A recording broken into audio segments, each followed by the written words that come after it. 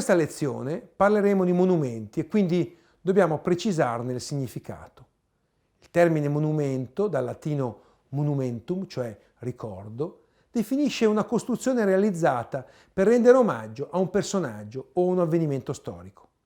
Poi il significato è stato allargato fino a comprendere tutti gli edifici storici di una città o di un territorio. Infine, nel 1972 la Convenzione dell'UNESCO dichiara che i monumenti sono opere architettoniche, plastiche o pittoriche monumentali, elementi o strutture di carattere archeologico, iscrizioni, grotte e gruppi di elementi di valore universale, eccezionale, dall'aspetto storico, artistico o scientifico. Tra i monumenti più interessanti dal punto di vista architettonico, i memoriali alle vittime di guerra occupano un posto di sicuro rilievo. E visto che nell'intensa stagione delle ricorrenze centenarie il nostro tempo ci ha regalato anche le tragiche memorie della Prima Guerra Mondiale, qui parleremo di un memoriale inaugurato l'anno scorso in Francia. Le vicende della Grande Guerra sono note, anche se poco confessate, dai testimoni. Proviamo a sintetizzarle così, con queste impressionanti cifre. Oltre 17 milioni di morti dal 1914 al 1918, tra civili e militari di ogni parte del mondo. Una carneficina consumata nel cuore dell'Europa, dalle Fiandre alle Alpi. Detto ciò, in viaggio verso il fronte occidentale, al confine franco-belga, nelle campagne dove si è svolta la celebre battaglia di Artois, leggiamo i diari dei soldati, che ci raccontano i luoghi straziati dalle tempeste d'acciaio, come fa Ernst Jünger. Nella pianura fiamminga, solcata da orribili cicatrici, si levavano neri e appuntiti tronchi isolati, resti di una grande foresta. Al di sopra del suolo spoglio, così impietosamente arso e riarso, vagavano con noncuranza le nuvole gialle e brune di gas asfissianti. Quelle vite perdute nelle trincee fangose trovano da queste parti l'efferrata giustificazione del proprio sacrificio, il controllo delle miniere di carbone, la materia prima che ha modernizzato il tramonto dell'Occidente. Infatti, dalla collina di Notre-Dame-de-Lorette vediamo in lontananza il paesaggio dei terrils, le nere colline artificiali formate dai detriti degli scavi minerari. Siamo nella regione Nord-Pas-de-Calais, che oggi risponde alla decadenza del distretto minerario con una serie di operazioni volte a rilanciare il turismo con l'arte e la storia. L'opera che qui illustriamo è firmata dall'agenzia d'architettura Philippe Prost.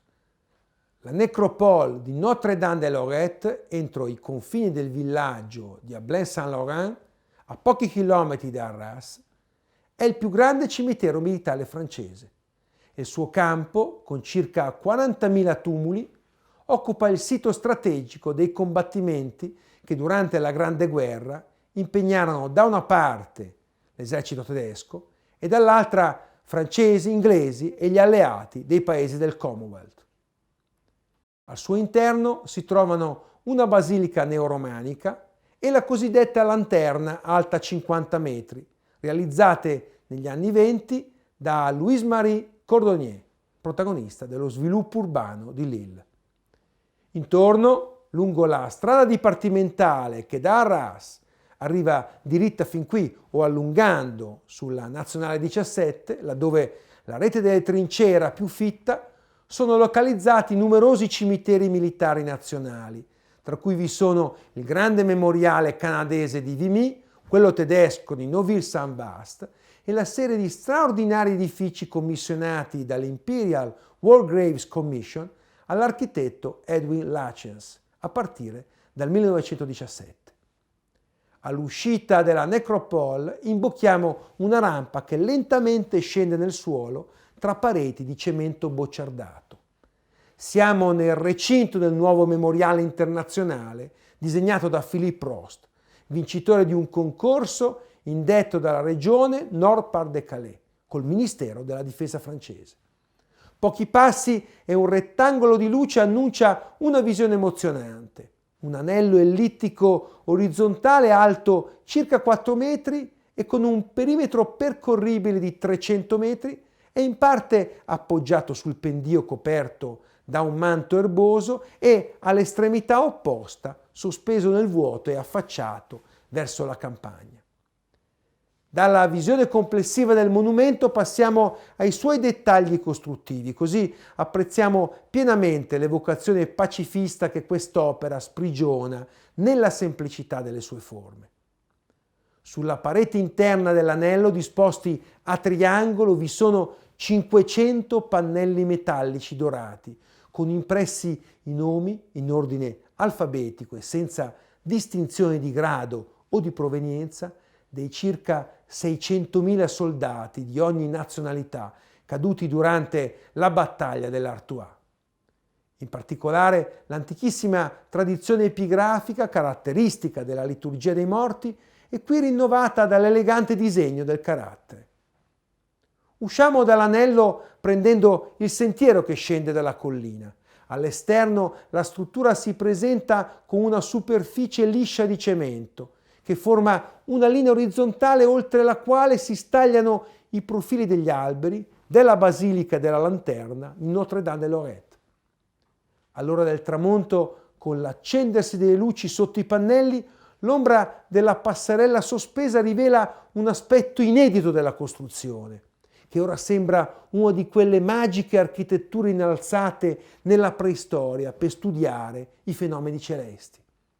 Così il territorio di Arras, fino alle colline di Notre-Dame-de-Lorette, custode silenzioso di cimiteri di guerra e meta di continui pellegrinaggi, grazie al lavoro dell'architetto Philippe Prost, è diventato un grande museo della pace a cielo aperto.